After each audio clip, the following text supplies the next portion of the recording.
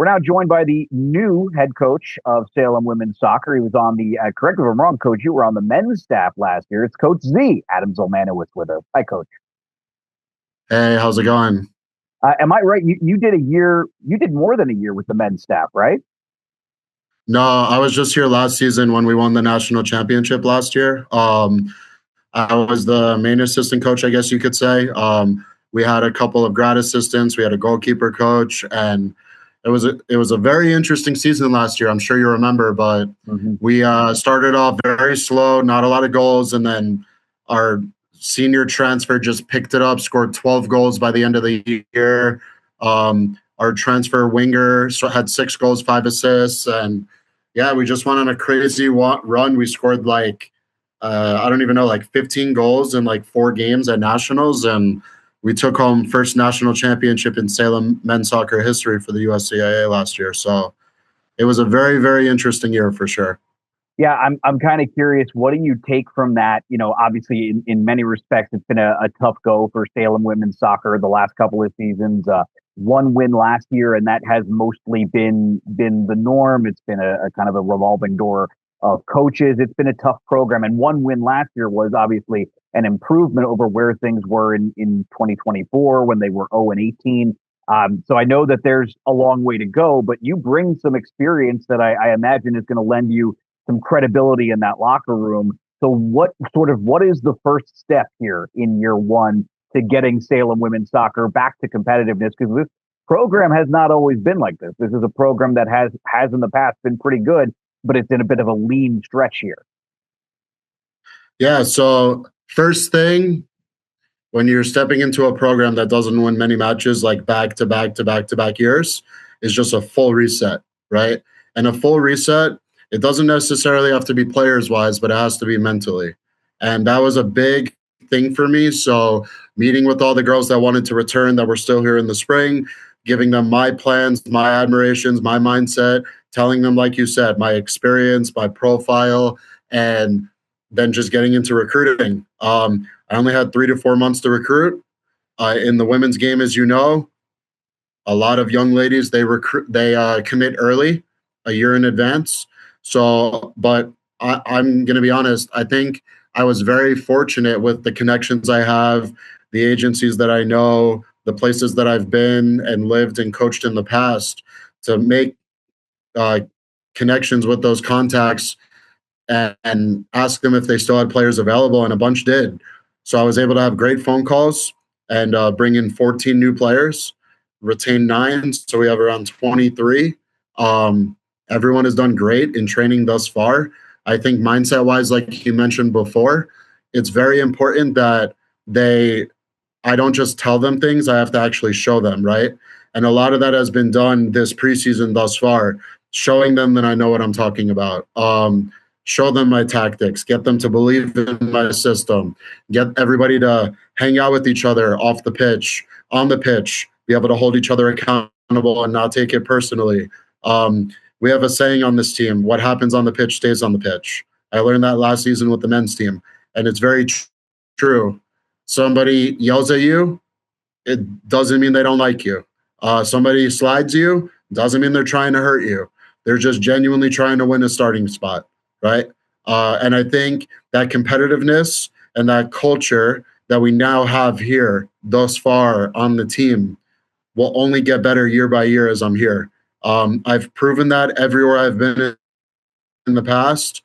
I won't sit here and go through it. You could obviously look up my profile, look on our website, salemtigers.com, and you can look and see the experience that I've had, the places I've been, and just note that I've taken 0-win teams before, and I've made them winning teams. I've taken 0-win teams and brought them to conference finals, state championships, state finals, won trophies. I feel like everything that I've done thus far in my career as a coach has led up to this moment at the NCAA Division II level as a head coach. I know I'm a first-year head coach. All my players trust me. All my players believe in me. I believe in them. We've had a great professional relationship thus far, and I'm very, very excited to play in this first match coming up in a couple days. fair to say, essentially, then in a lot of ways, everything's been building for you, at least. Everything's been building to this point where you get an opportunity to take a Division two program that, like we said, has had a couple of rough years. I think it's like one win in 4 seasons and 4 wins in 5 seasons. Like, this is a real opportunity here, not just for you, but for your players as well. Yeah, I think if with all these new players, we can go out there and especially win this first match, I have no doubt in my mind that that momentum will ride us out for the rest of the season because I can always refer back to this match.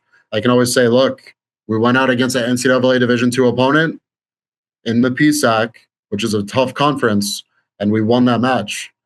Or we didn't give up a goal that match, or we drew that match. And I want to set a high standard for our team. So they're very clear on what the instructions are for this match. We've watched film.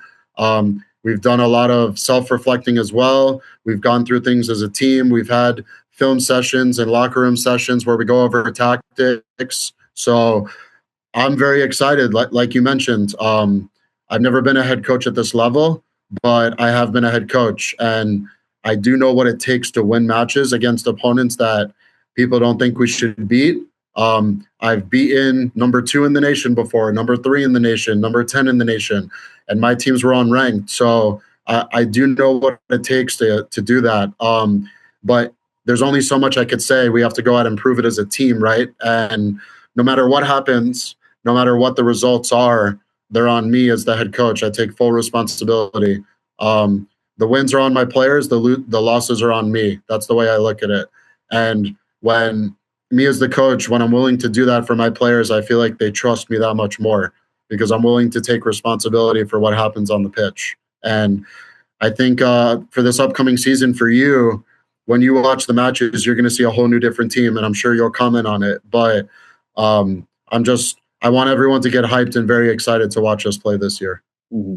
You want to talk a little bit about Adriana Medina, who I thought when I watched her last year was probably the best player on the pitch, certainly wearing Salem green, but there were times where, I mean, you could tell this was a real talent, a real athlete out there who was competitive in seemingly every match that she was in against some really, really good Division II teams, both inside and outside of the state. And I know that it was tough because, you look by the sort of wins and loss numbers and certainly look at the goal differential and you would say, well, what can we really take from last year? And certainly she strikes me as not only a player who has reason to want to do well at Salem as an in-stater from Parkersburg, but as someone who I think, saw what it was like last year and has an opportunity now to build off of that. Talk a little bit about her. Yeah, so local talent kind of lives in an area that's in the middle of a lot of Division II universities around here. So she could have really went anywhere, but obviously was very wanted by the previous coaching staff here. Was one of the first people that I was introduced to and met in the spring when I first got this position. We sat down and we had a talk, and it was very clear that she doesn't like losing. She gave it her all, as you said, every single match last year. I did watch film, but I was at Salem last year, so I was able to watch some of the women's matches when I had availability. And I agree, it was very clear that she stood out defensively. I think there was other talent on the team, I would say, as well. Just she stood out a little bit more possibly because the ball was in our half so much, right? And a lot of the games, honestly, could have been 15 to 20 plus goals if she wasn't back there. So I think like the work that she's put in this offseason, she's done a lot of personal training with trainers on her own, gotten even more fit than she was previously. She was already fit, but now she's even more. She's fully locked in, super hyped and excited for this upcoming season. I just feel like she was such an asset back there that I had to keep her back there, even though, fun fact, she was a winger her whole entire life. She wasn't even a center back. And the coach put her at center back last season because of athleticism. But I sat down and spoke with her, and I told her from my professional opinion, like, I feel like it was like no doubt in my mind that it was her back there, like I really felt that she deserves to keep that spot, deserves to keep that role.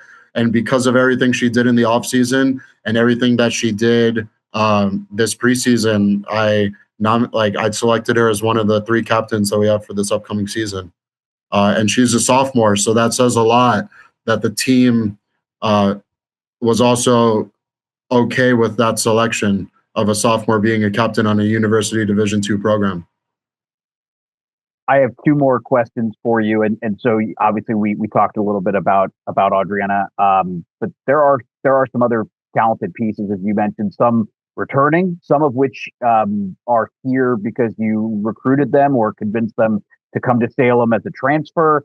Do you want to talk a little bit about now what is sort of the rest of the group looks like, and what sort of this leadership core looks like in your mind, who's going to take Salem women's soccer into their next era here?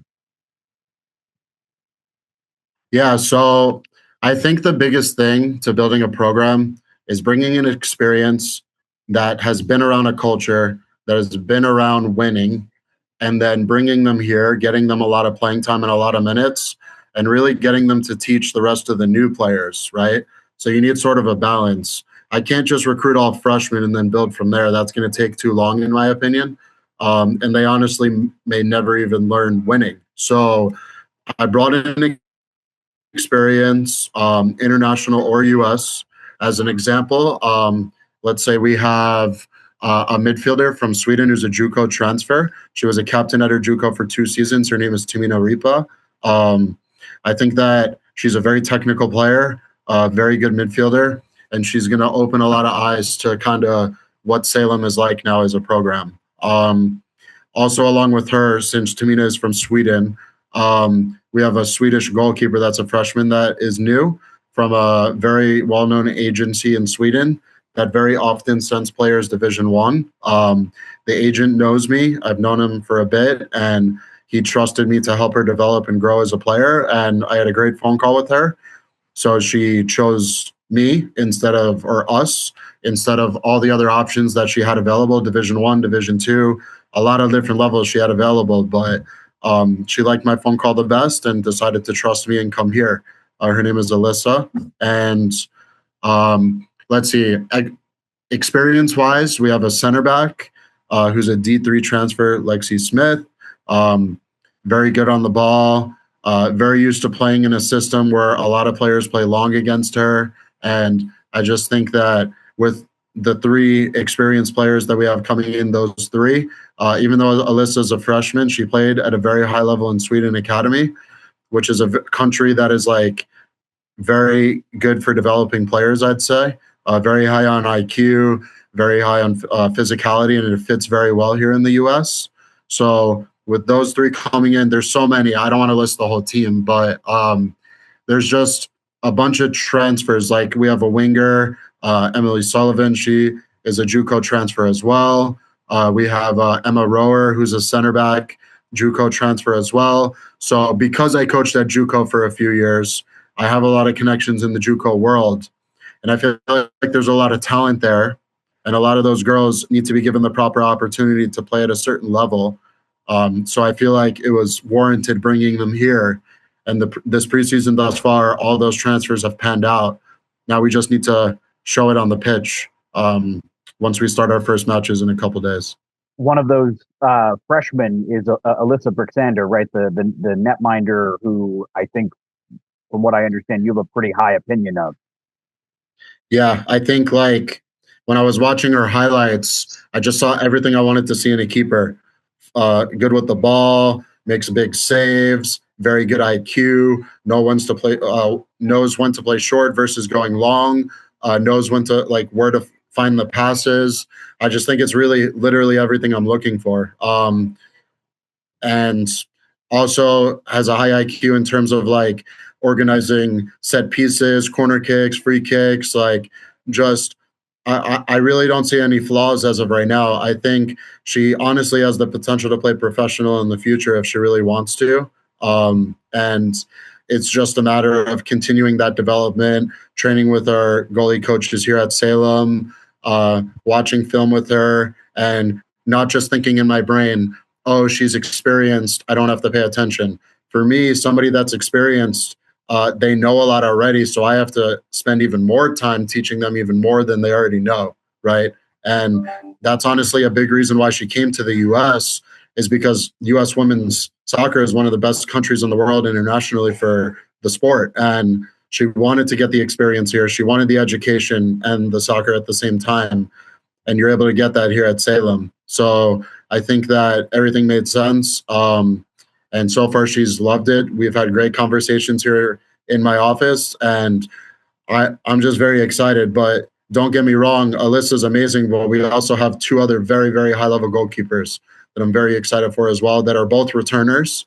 Janaya has been here for 3 seasons now, I believe, or 2. It's either 2 or 3 seasons. And Chloe has been here for 5 or 6 seasons now.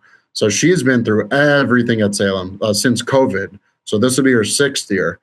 She had a medical redshirt year, a redshirt year, a COVID year. So yeah, she's very, very experienced with, like, knows it more about Salem than me, to be honest with you. So I think like the whole goalkeeper group that we have really push each other every day in training and really hold each other accountable and honestly get along very, very well. So I'm very excited for all of them, but I'm especially interested to see how Alyssa definitely does in matches for sure.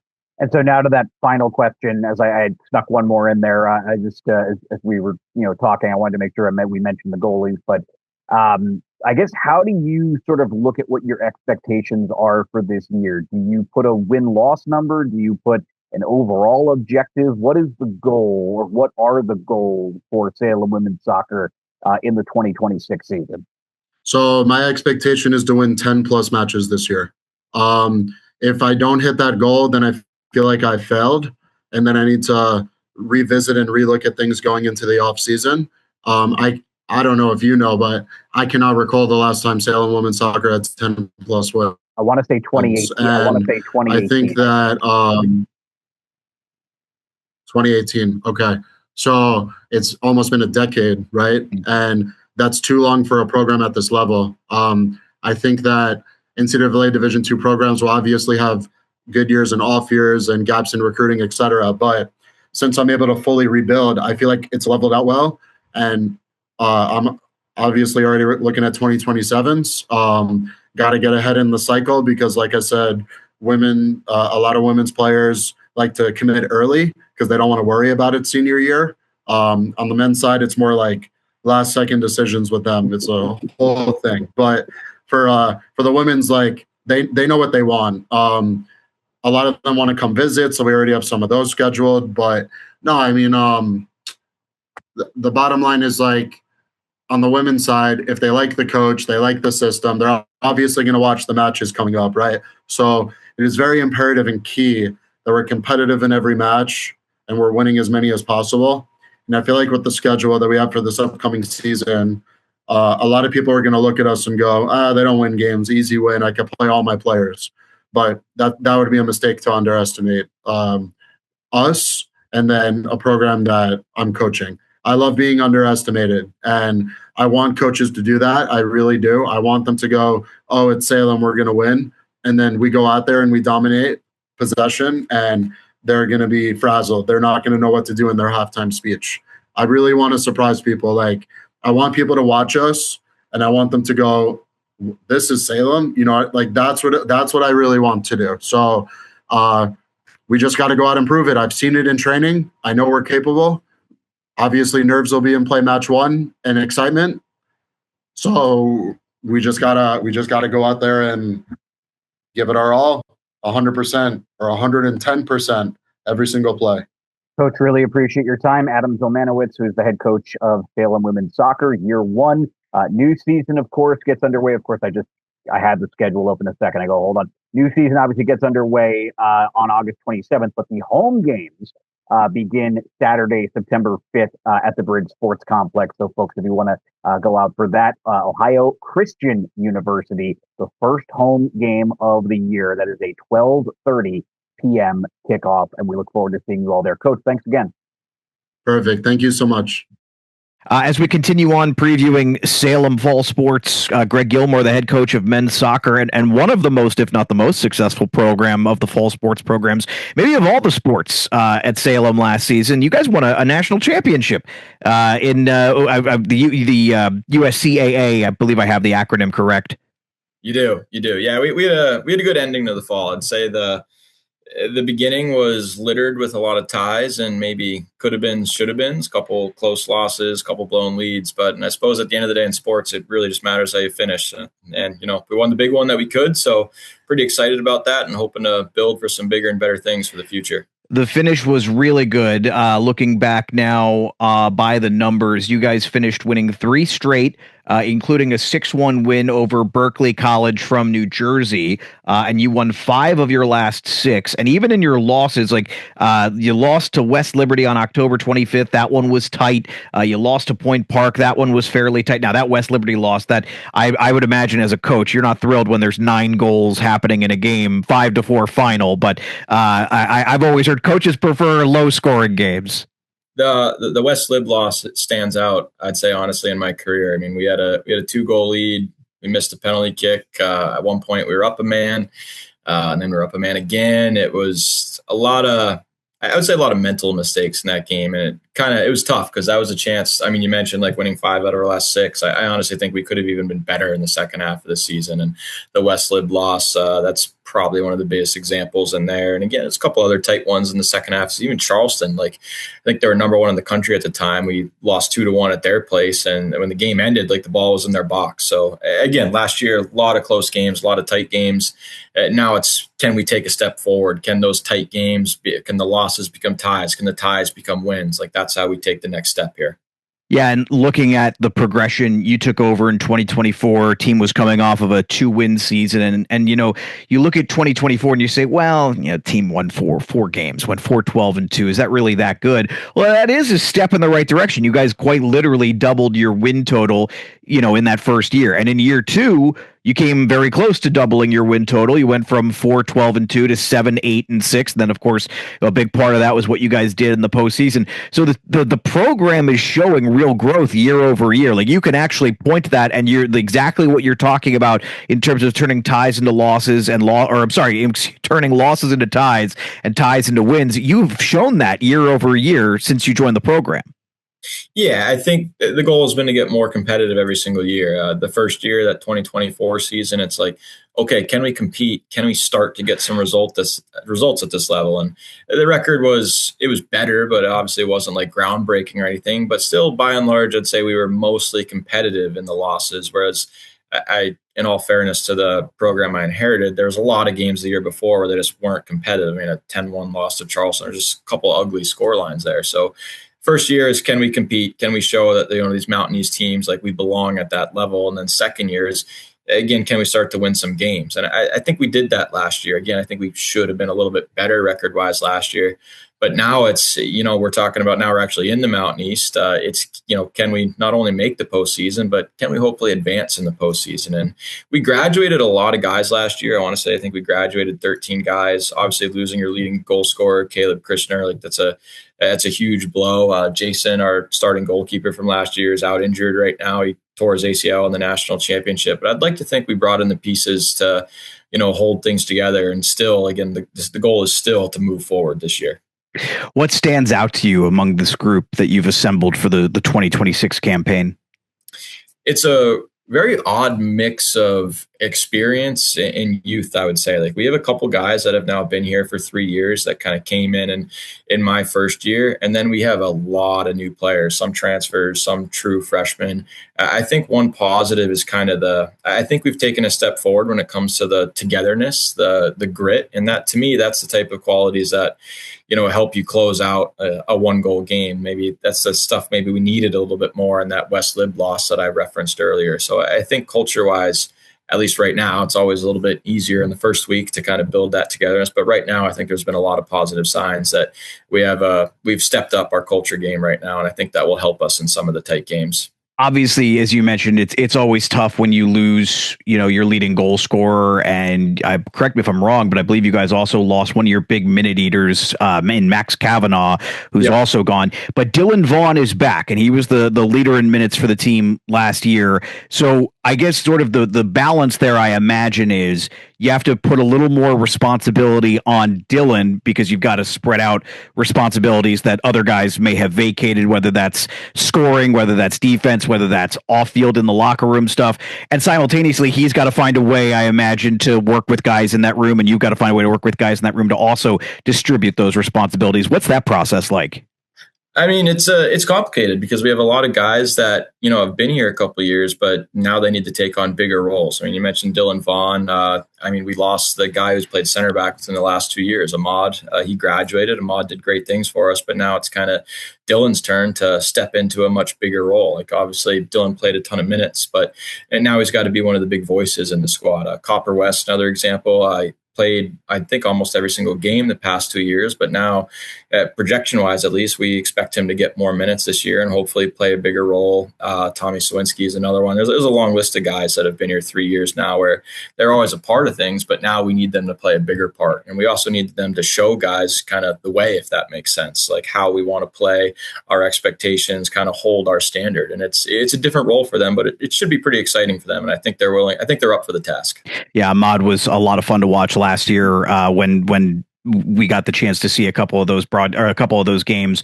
Talk a little bit more about Copper West, because I felt like you used him a lot.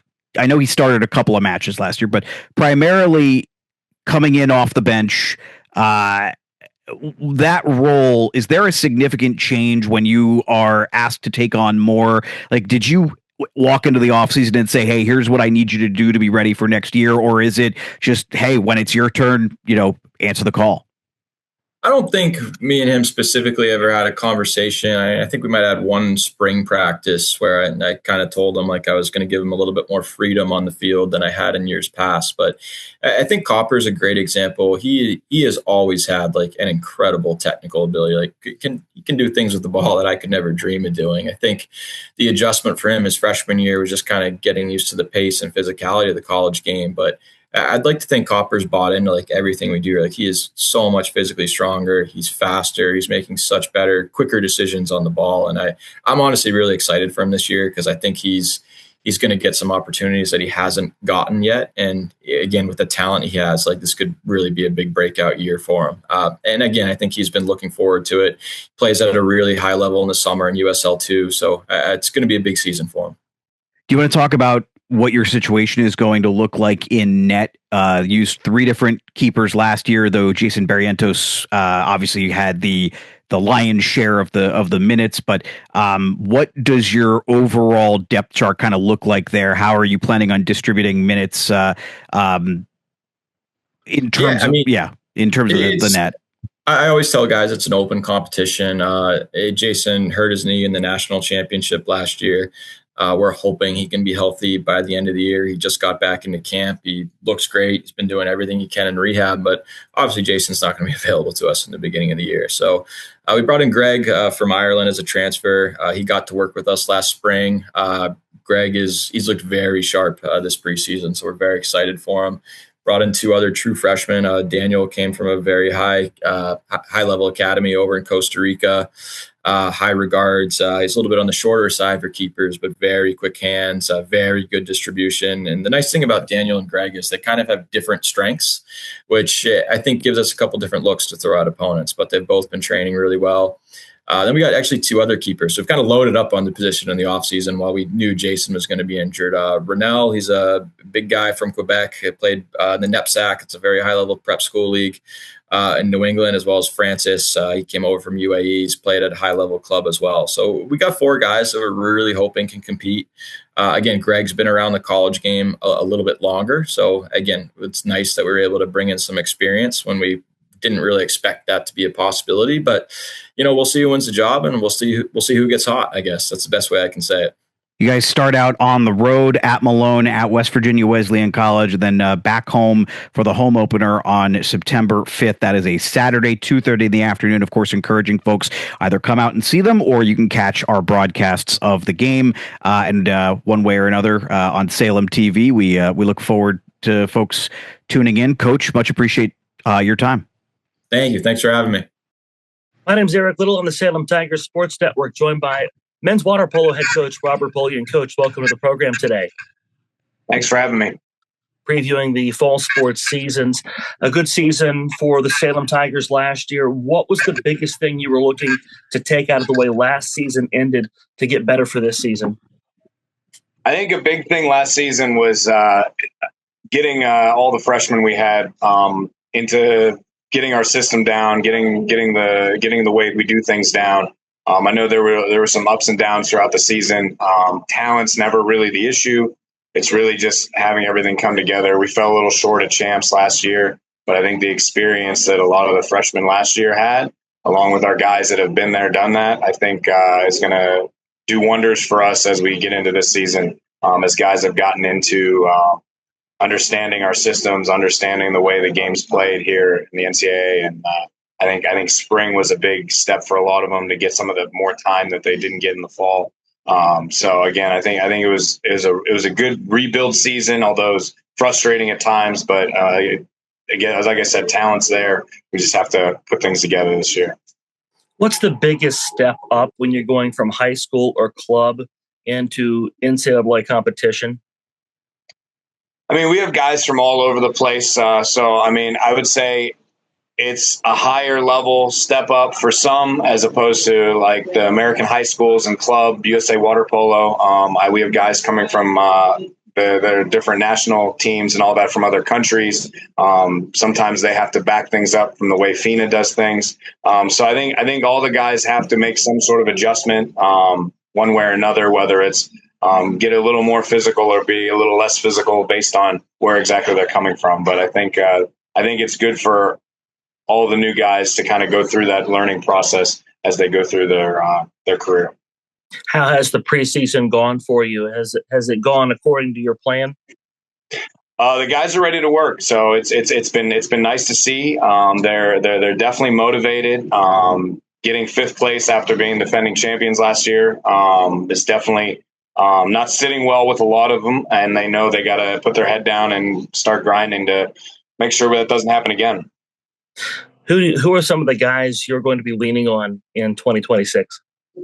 As a freshman last year, both Nandor and Medin, they both were outstanding. I think they grew and learned a lot. They were pushed into roles that they probably weren't expecting to have as immediate as they did. But I think Nandor is captain this year, and Mata, who's a senior this year, I think both of them know what needs to be done, and I think they're definitely going to be keeping the guys on the path that we need to do to win.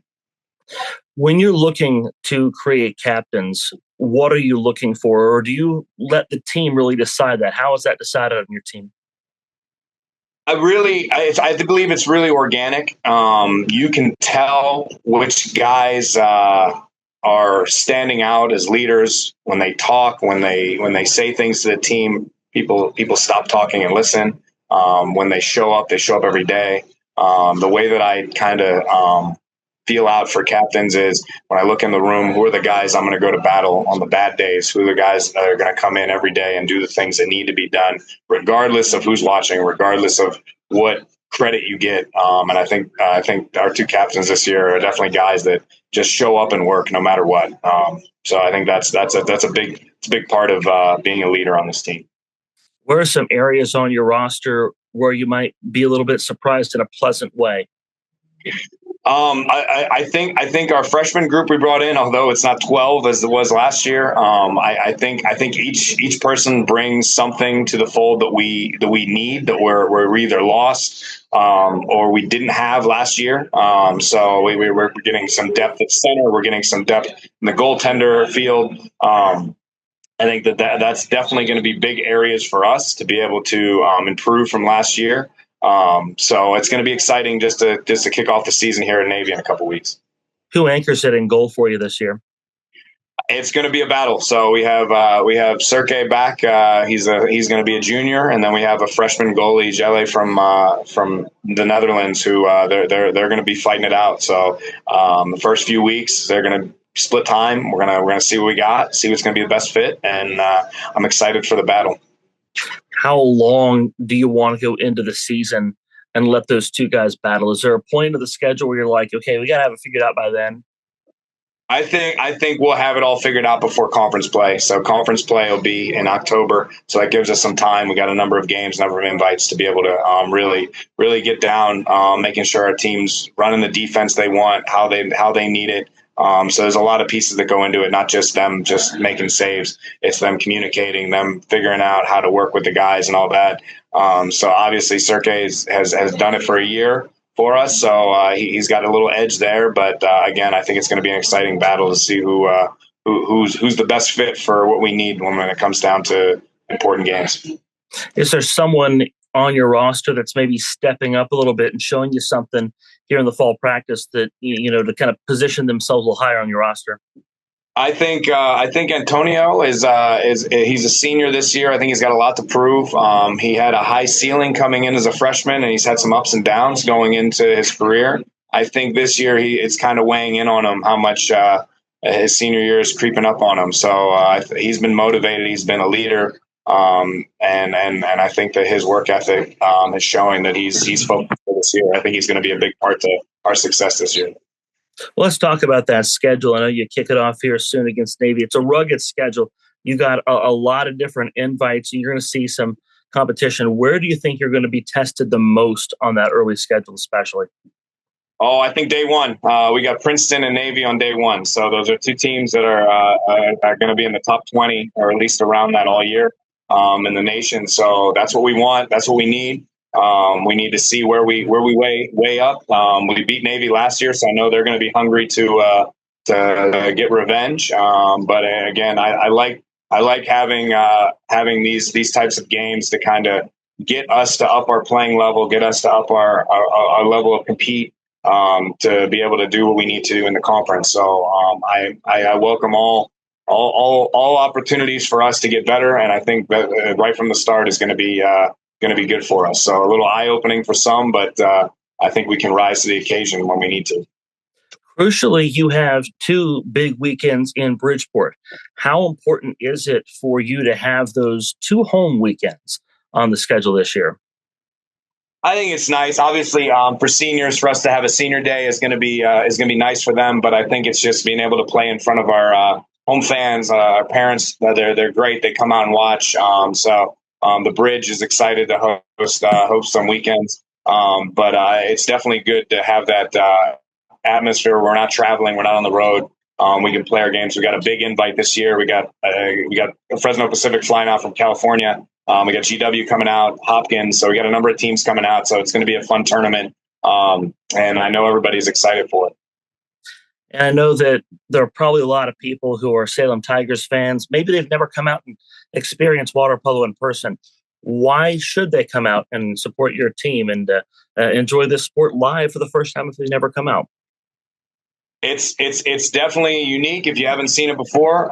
It's physical. It's exciting. The guys are working their butts off, but it's a lot of water polo. So if you definitely haven't seen the sport, or you've seen it at the Olympics, it's definitely something you want to come out and see. Like I say, anybody that comes out, great support. I know we have some fans that are there working out while we work out there during the week. So we've kind of gained some fans from members at the Bridge. But yeah, we always encourage others, free admission. But it's definitely fun, and I get to see all these schools from all over the place come to West Virginia for water polo. It's a pretty cool experience too. And no doubt. What's got to come together over the course of the season for you to take that fifth from last year and flip that a little higher? I think us being able to manage our highs and lows. I think last year we kind of peaked in the beginning of the season. I think when we beat Navy, the guys were pretty confident, being defending champs, all that. I think that kind of bit us in the butt a little bit. I think our level of compete kind of went down. I think we kind of walked through some things the rest of the year.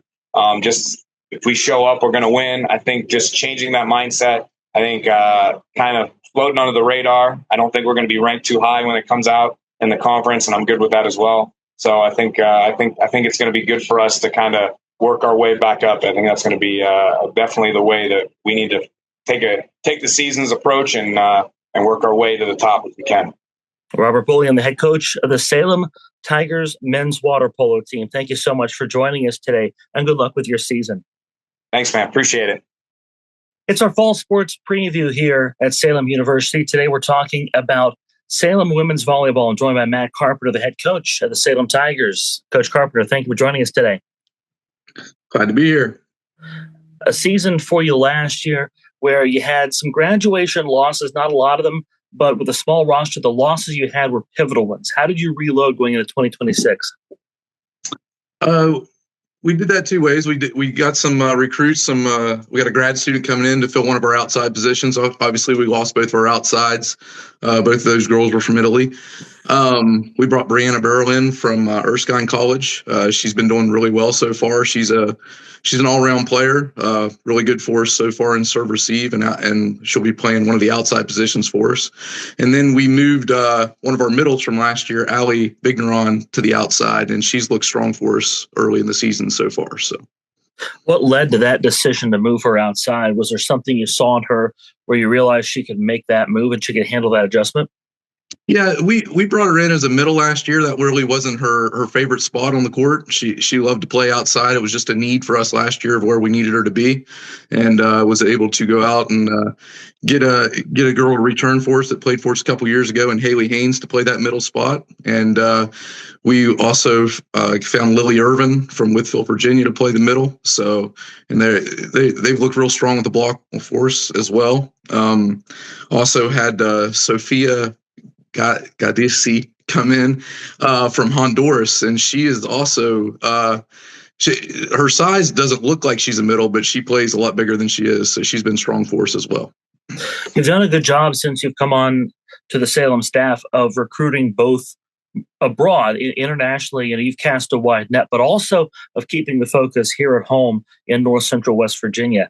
How big of that has been a priority for you, just mining those relationships that you've had for a long time with high school coaches in the region, and just letting people know that if you want to play college volleyball, there's a place for you right here at home? Yeah. It's been really good for us. The girls enjoy the diversity of having both internationals and local players, and obviously I want that local talent, and to be able, to get local support from Salem and Harrison and Ritchie and different counties around, and Doddridge as well. So they can come watch the girls play. And I feel like, it's not been the quickest turnaround as I wanted it to be for Salem volleyball, but we've been on the right step. We've been making improvements each year. And I really feel like this year could be our year to post the record that I've wanted to post since I got to Salem. So I know last year didn't finish the way you'd wanted to finish. How have you used that plus a reloaded roster to bring fresh energy into this season? Yeah, so the girls enjoyed the trip, but it didn't end the way we wanted it to. It was a learning experience for us in the Peach Belt and in St. Augustine. But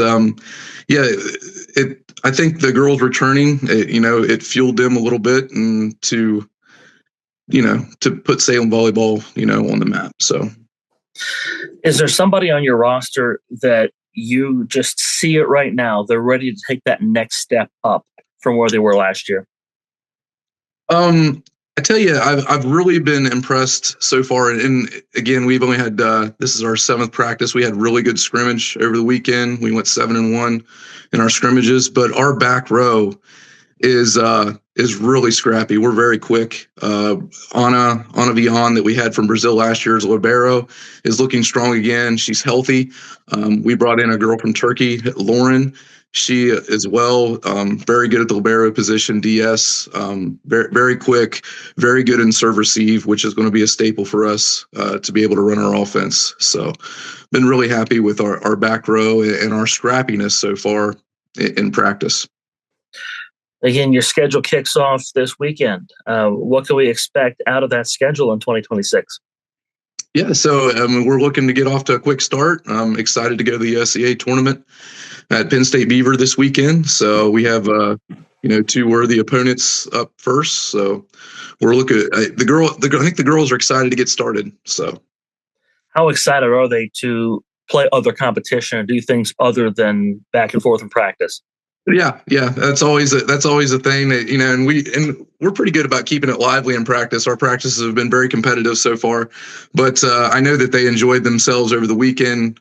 We went to Cal U and had a good scrimmage, played some worthy teams, only dropped one set on the day. But yeah, it was good to see other people across the net from us and see what we could do. I like the phrase on your T-shirt there, if I can read that correctly. It says "win as one." Has that been kind of the mantra going forward this season? That's been the mantra every time we step on the court at Salem.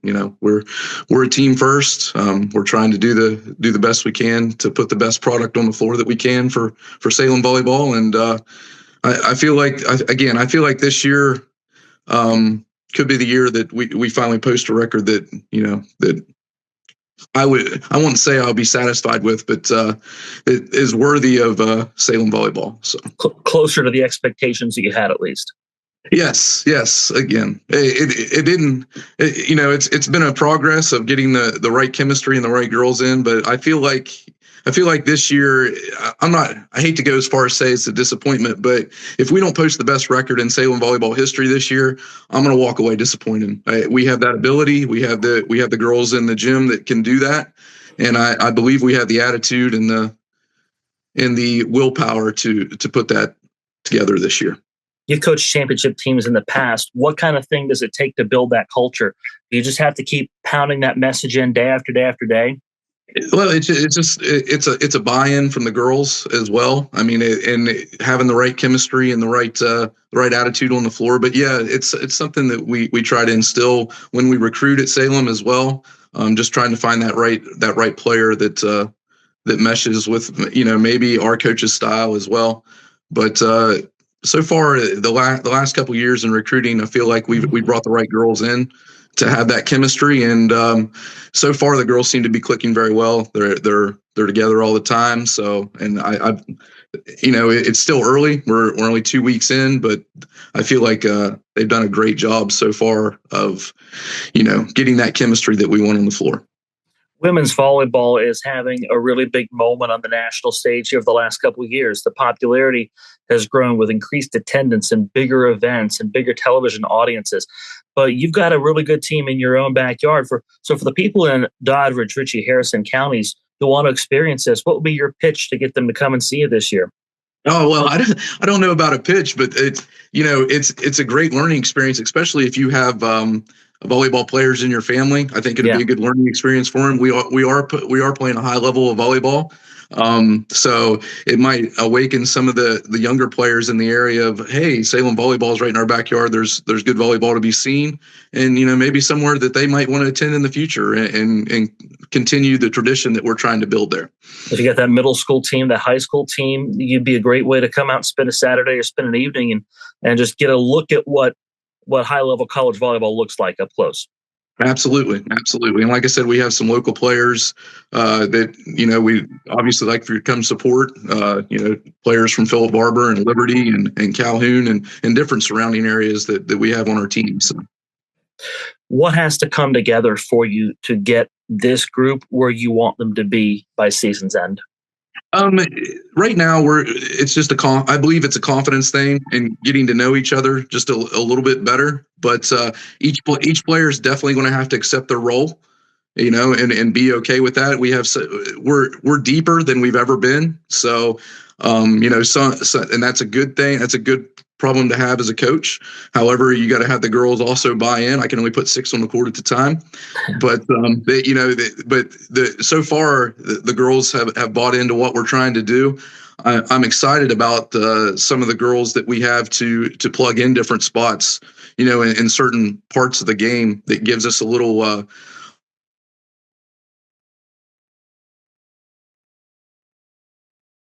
Excited to have that depth. Coach of Salem Tigers women's volleyball. Coach, thank you for your time and good luck this season. Thank you. I appreciate it.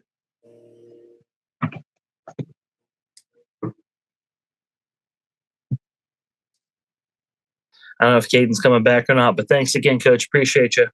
Yeah, I appreciate it, Eric. Thanks for doing this. Hopefully I answered the questions okay. I wasn't sure. No, you did great. I wasn't sure about the background. I don't know. I should have dimmed that out, but that's all right. That's fine. I usually don't do it. I learned how to do it last week, and I'm glad I did because I did one of these the other day, and someone popped in that door because I'm at work here at Parkersburg, and somebody popped in that door, and so thank God they were blurred out because I could just kind of stick my hand up and be like, "No, get out of here," all that stuff. So it worked out. So thanks, Caden. Thanks, Coach. Appreciate you. All right, take care, buddy. You too. Have a good one. You too.